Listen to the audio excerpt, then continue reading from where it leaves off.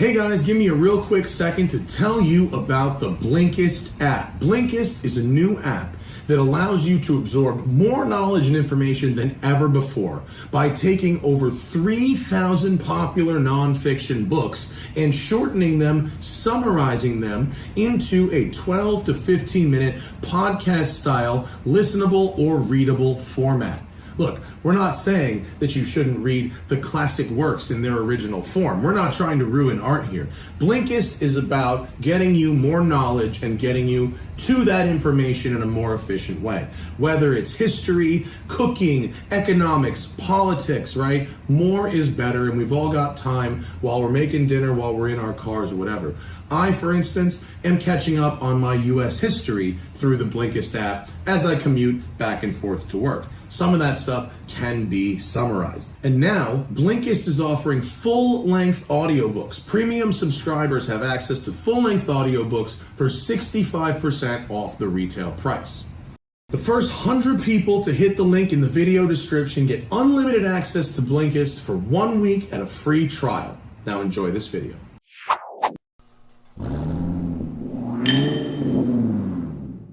Good morning, everyone. Welcome to a road that I haven't driven in several years. It was closed for a very bad fire, and I haven't checked it out. So I decided to come back over here nice and early in the morning with the Cadillac CT5-V. If you saw my CT4-V video last week, I got a little down on the V brand and what they did by not making the V the fastest one anymore. They're going to put something above V. We don't know what it is yet. We hope it's not Blackwing. That would be dumb, but because the Blackwing engine isn't here. But I'll be a little nicer about it this time. CT5V replaces the CTS-V Sport. You got that? It's roughly the same size as the old CTS, but it's got a little more wheelbase, and that goes directly to rear seat room. You also may notice the shape of the back of the rear doors and sort of what they've done there. That is to extend the rear door to make it more roomy back there, and they put their little Citroen-like, almost a Hofmeister kink detail. Love it, hate it. People definitely check it out. I'm sure we will all get used to it. CT5 and CT5V are on the Alpha 2 platform, same as the old CTS and ATS, same as the Camaro. What do all these cars have in common? Front engine, rear drive, and phenomenal handling. I suspect CT5V will be no different. It comes in two flavors, rear-wheel drive and all-wheel drive, despite the fact that Cadillac says the all-wheel drive system is not a performance all-wheel drive system, it's a foul weather all-wheel drive system. And despite the fact that Johnny Lieberman a few months ago drove the rear drive one and said it was awesome and the all-wheel drive one was not so great, Cadillac has the all-wheel drive one in the fleet in the summer in California. So we have the all-wheel drive one. So that one is going to be 4,100 pounds. It's got an extra 110 pounds or so in the nose from the all-wheel drive system. It's got magnetic ride shocks. It has brake-by-wire, which is out of the C8 Corvette, but it was developed there first and then brought here, so it's an evolved system. 360 horsepower and 405 pound-feet of torque from the 3-liter twin-turbo V6. You got the 10-speed automatic gearbox, co-developed with Ford, an electronic limited-slip differential, and we have all these different drive modes.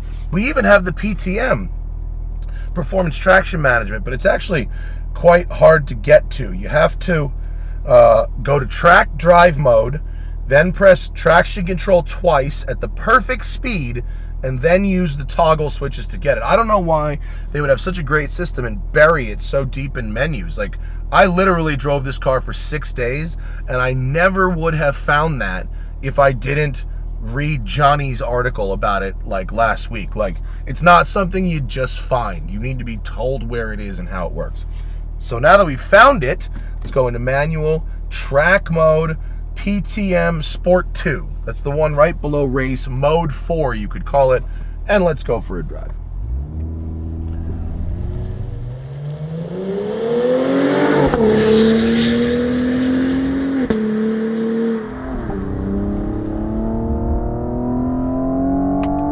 Okay, don't really need sunglasses today.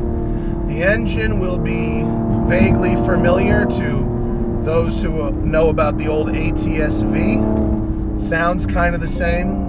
Oh, and that's my CarPlay getting a text. Thought I had no service up here. I guess I was wrong.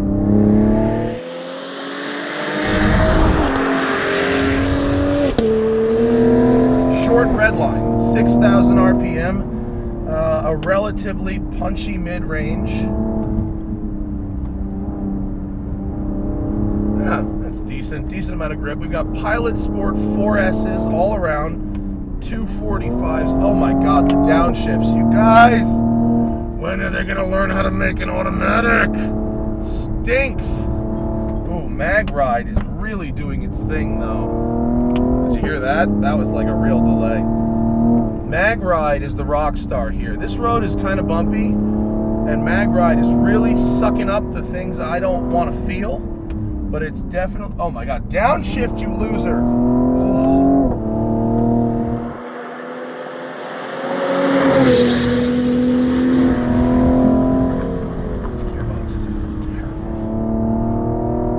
Over yump into landing. That's fun. Steering is reasonably sharp, adjustable, Tour versus Sport. It doesn't change the ratio, it just changes the weight. I could tell this is going to be one of those situations where I'll really wish I had the rear-wheel drive one. I bet the rear-wheel drive one feels a lot more direct in the nose. The upshifts are fine. Oh my god, the downshifts are terrible. It's like golf, guys. Drive for show, putt for dough, right? John Daly, amazing 350-yard drive. Why does he look like a NASCAR and not win trophies? Because he sucks at putting, guys. Drive for show, putt for dough. Everyone likes to brag about their upshift times. Oh, it's as fast as this, it's as fast as that. If your downshift responsiveness isn't there, that's the dough. That's the dough half of the equation.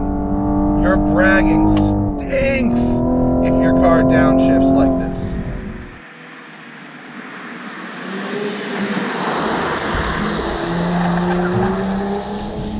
Go! I want everyone watching this video to know that I came up on this hill with the best of intentions, intending to be positive, but I have this car in what is basically the most maximum performance setting, and this gearbox will not downshift appropriately, even if you have... Go down! That wouldn't downshift until I got to 3,000 RPM, and the downshift only took it to 38. What are we doing here? This car is supposed to compete with the Audi S4, BMW M340i, and Mercedes C43. The S4 lets you downshift.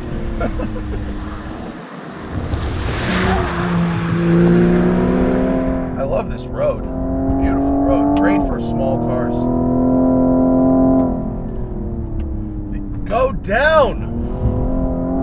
Jesus. One day, maybe they will figure it out. Maybe. Not today. And when you've got... I mean, how much of an oversight is it to build an automatic gearbox with 10 gears and then not listen to you when you try and go one of your two possible directions? Gearboxes only go up and down. This thing only does half the things it's told to do correctly. Nope. That's a nope. The sound is kind of cool outside the car. Not really inside the car. Now you go over and there we go down the other side. This brake-by-wire system. I'll give them credit. It doesn't really feel like a brake-by-wire. Also, when you do hit the red line, it stays there. That's good. At least if it's not going to downshift, it won't upshift when you don't want it to. So that's something. You know, if you got stuck on a canyon and you had to go fast, it's not horrible. The chassis is good. Like the handling, the predictability, the way it talks to you and absorbs bumps, but also has really nice grip, and you can kind of balance it at the mid-corner by lifting off the brake. Like, that's good. But then, if you have to shift, it just is such a problem. Let's turn around. Oh, wow.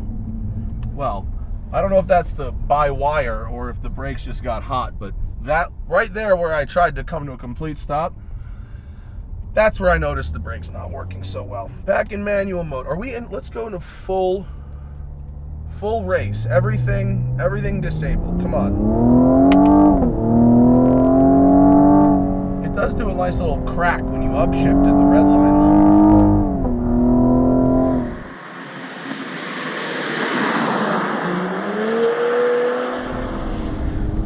I'm glad I remember this road. It's as good as... Go down!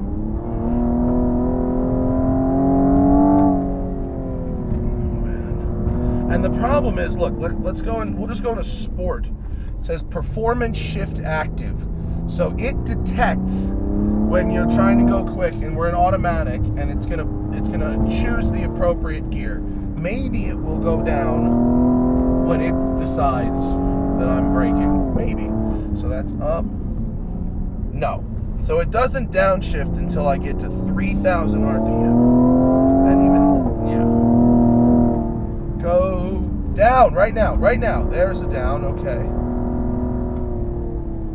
I realize this is just going to be 10 minutes of me fighting with the transmission, but that's the authentic experience of trying to drive this car at a medium pace.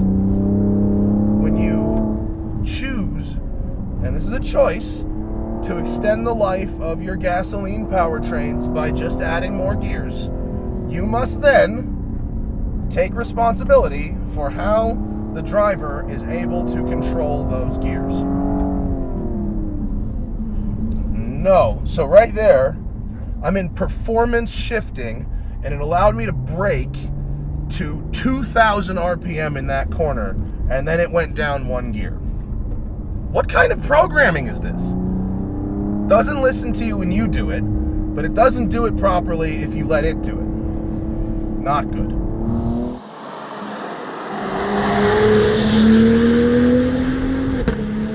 Things that are good. Lots of features. The heated and cooled seats, which are actually quite comfortable. Plenty of space. Decent materials. Some folks will try and tell you it's not as nice as a BMW or an Audi in here, but the fact is, if you took off the badges and parked them side by side and blindfolded people and had them touch both cars, they probably couldn't tell the difference. It really, all the materials pretty much feel about the same as what everyone's using right now. Q, gone. We said it in the CT4 video, but Q should never be seen or heard from ever again. One of the worst infotainment systems ever put into a car, and we can celebrate its death. The new system, aces. My only complaint about it is when you pull up the channel list on XM and then you use this beautiful scroll knob to scroll it, you start scrolling and the screen goes black for a second and then the menu comes up. It's not a slick interchange for something you're doing all the time. Besides that, pretty good. Oh, what is that? That cog wheel. Does that mean I've overheated the transmission? Oh, that means performance shift. The cog wheel means performance shift is active. Back to me. So anyway, middle of the road. It's got middle of the road horsepower. It's got class leading torque. The quality of build is basically on par with what you get for the high 50s and $60,000 range, which is where this car sits. I would maybe skip the all-wheel drive. I'd like to try a rear drive one and see if that one's better in the steering department, although based on what Johnny said and how disappointed he was with the all-wheel drive, it doesn't bother me that much. If the rear drive one is that much better, I'd like to try it. Man, you know, I thought when the new Corvette came out that it was like, hallelujah, GM has made a gearbox that works properly. And they did. And they shared it, they shared that Tremec with Ford. Oh, that's not dust, that's brake smoke. My brakes are straight up on fire. Wow, that was really brake smoke. All right, so lesson 2. If you drive through the canyon at a medium pace, you're gonna set the brakes on fire in this car. Yeah, track days, that's not gonna happen. You will absolutely set the brakes on fire. Let's go back to manual and keep it slow without using the brakes to cool it. Thanks to Cadillac for letting me have a go. I hope they address some of these issues and improve this car a bit. And yeah, thank you to you for watching, and I'll see you later. Bye. And remember, always fight your tickets. Go to offtherecord.com/TST or use code TST10 on the Off the Record app.